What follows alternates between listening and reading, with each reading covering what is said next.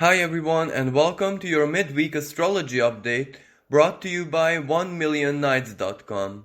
We have a very active sky playing out right now, but this is where it's active in a very dual way because there is a lot of positive energy, there is a lot of hope and faith, optimism, but of course all of this in a very practical and down-to-earth manner, for Venus still holds the absolutely harmonious and beautiful celestial conversations called trines with the three big planets in the sign of Capricorn, respectively Saturn, Pluto and Jupiter.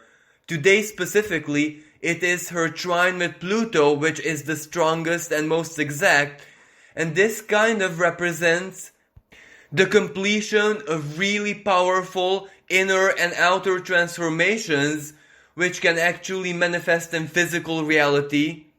So for example, this is just an example, it doesn't necessarily mean that it's going to play out for all of us like this.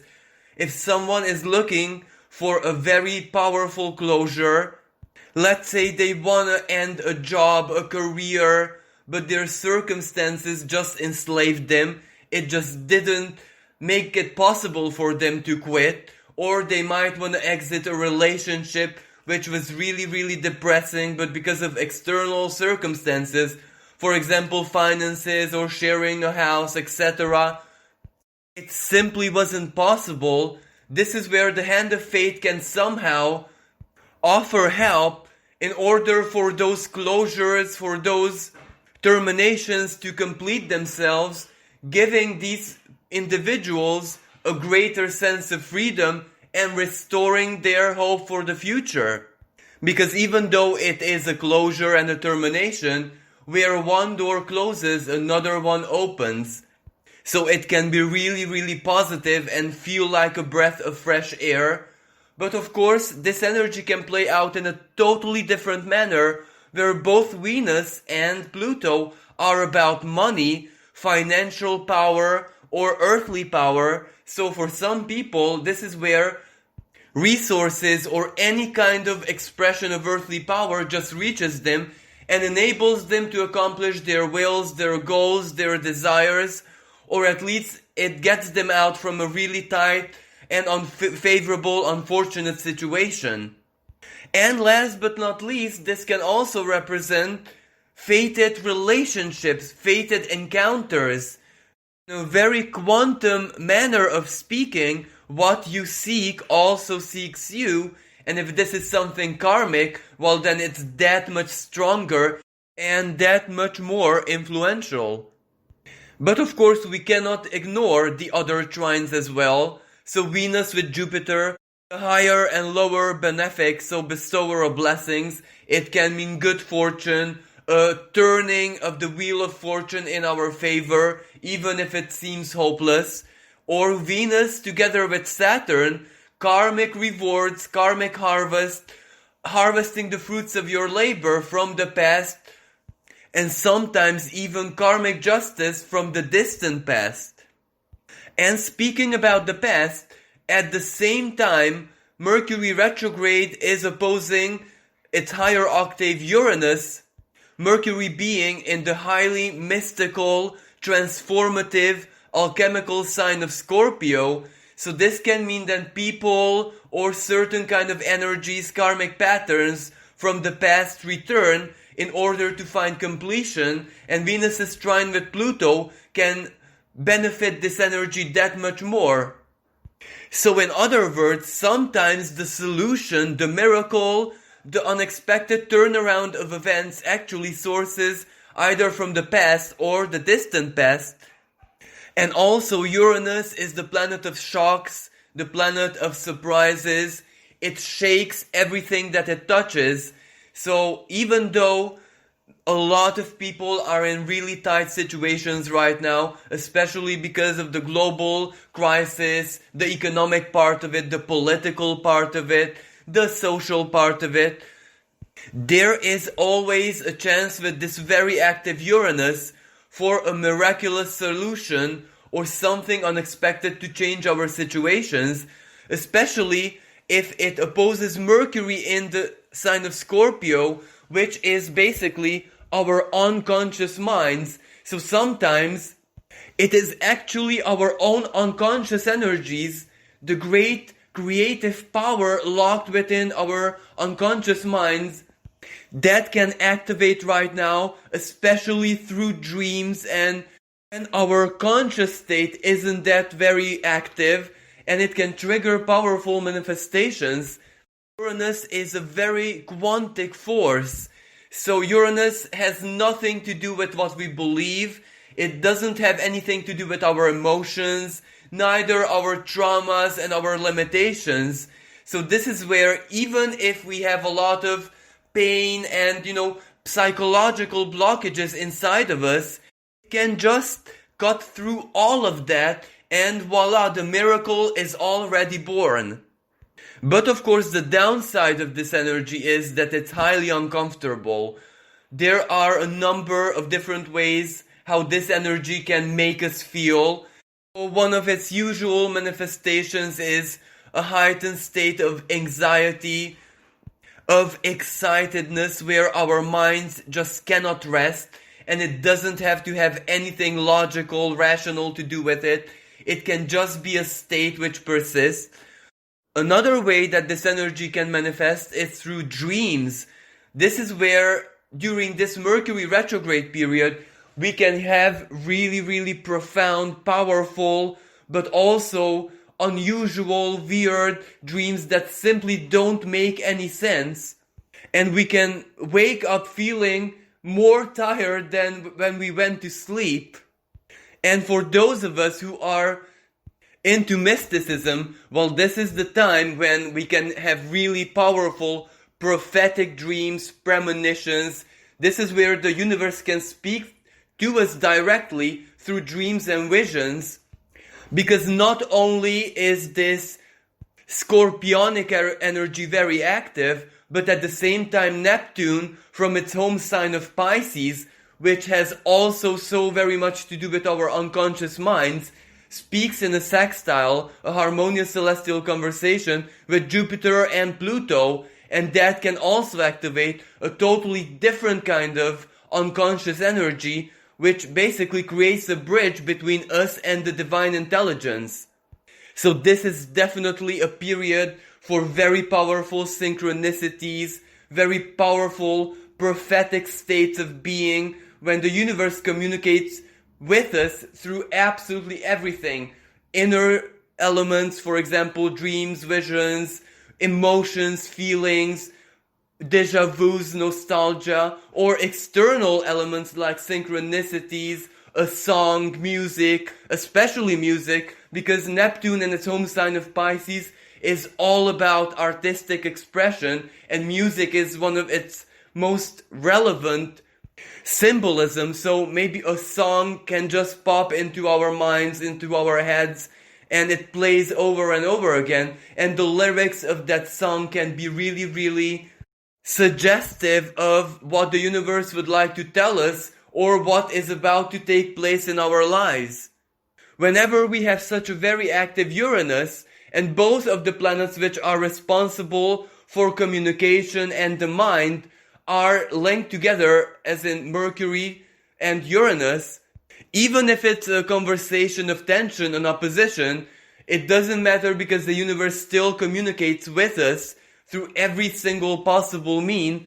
So whatever signs we get at this time, we should really pay close attention, because there is a deeper meaning to it, and it might prepare us for what's about to come, or it might guide us to a really powerful epiphany, moment of sudden realization, or the most ingenious idea of our lives.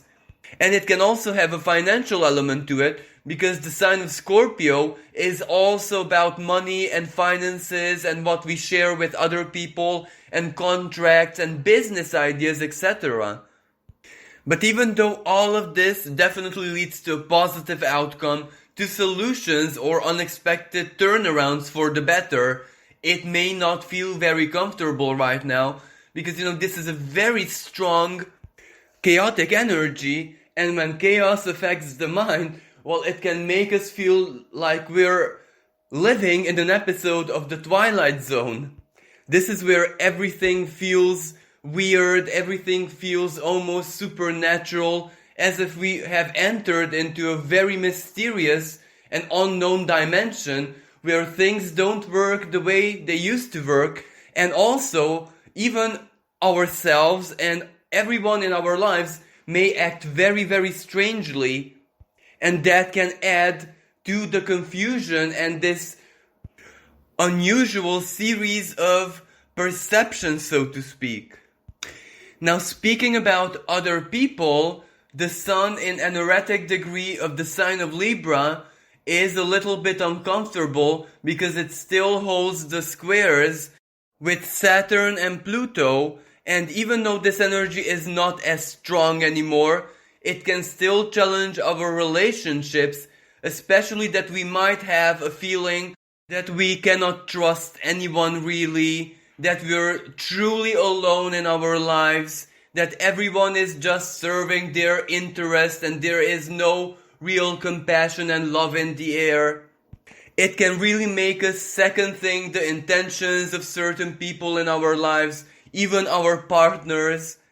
But of course, this is where we even mistrust the self many times, because if we cannot fully trust ourselves, then it is that much more difficult to trust another person. So this energy is very dual. It is both internal and external, what we project onto other people.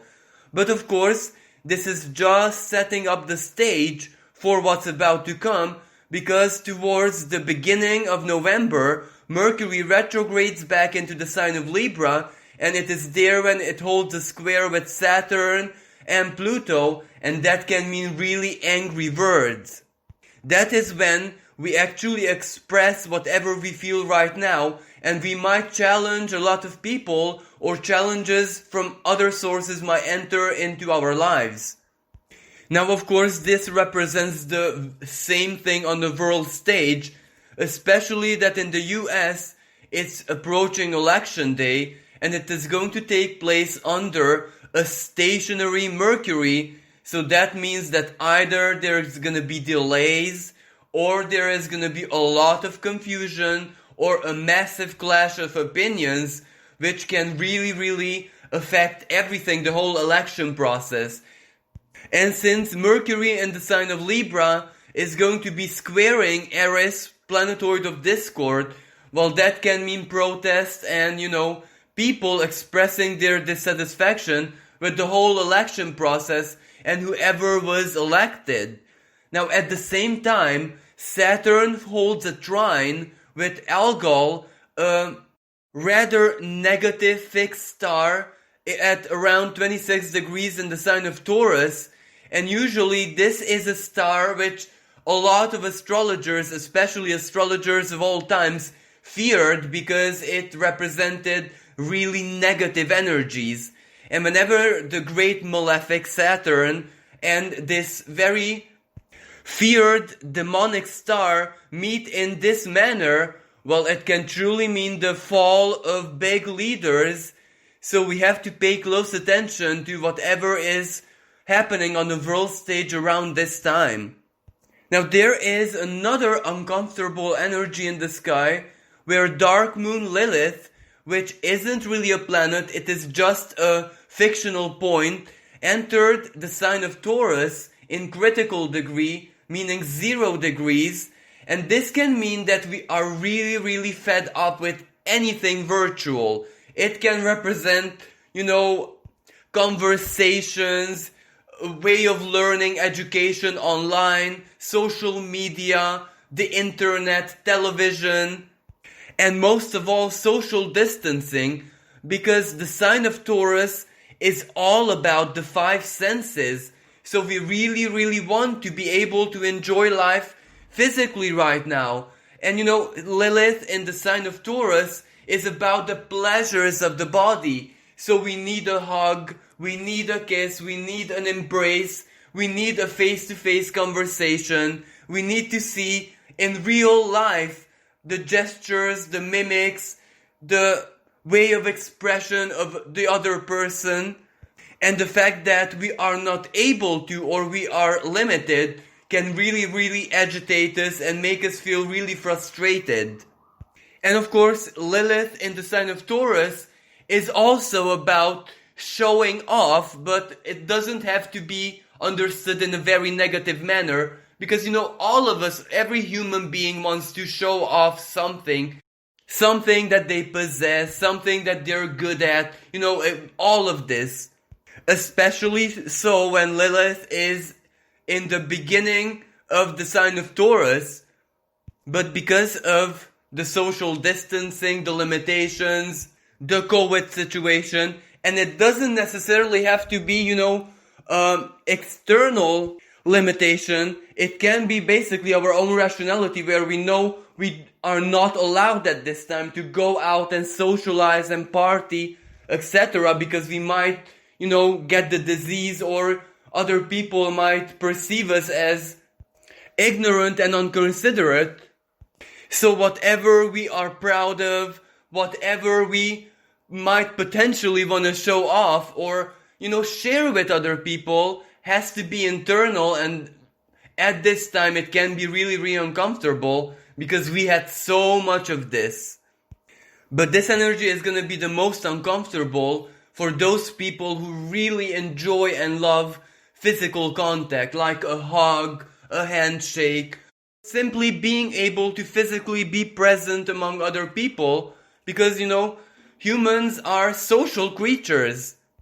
So basically this Taurus Lilith just adds to the whole Twilight Zone theme. We feel alone and as if we walked into a very unusual, weird dimension as it is, but if we can't even share our feelings or have a profound and deep conversation face to face, physically present with another person, this can just add to the sensation of being alone in our lives. But regardless of how we feel in the present moment, we must not forget that the predominant energy is still the trines Venus holds with the Capricorn planet. So hope, faith, optimism, and of course, very practical, down-to-earth material manifestations are also likely to take place. So it doesn't really matter how we feel in the present moment. The more detached we are, the more we can be grateful for however that Venus and Capricorn planet trines can manifest in our lives. And at the same time, even if we feel a little bit alone or unusual, that Neptune and Jupiter sextile is all about the power of art, music, dreams, fantasy. We can choose to focus on something truly beautiful, regardless if it is a song, if it's a movie, if it is a good book, if it's a computer game, or simply tapping into our memories, nostalgic moments, times when we were really, really happy and fulfilled. It can still trigger a powerful chemical reaction in the brain, which can fill us with happiness hormones. So, this is a really wonderful and beneficial way of escapism. There are times in life when, escapism doesn't serve our greatest good because we need to be there physically. We need to cooperate with a reality check.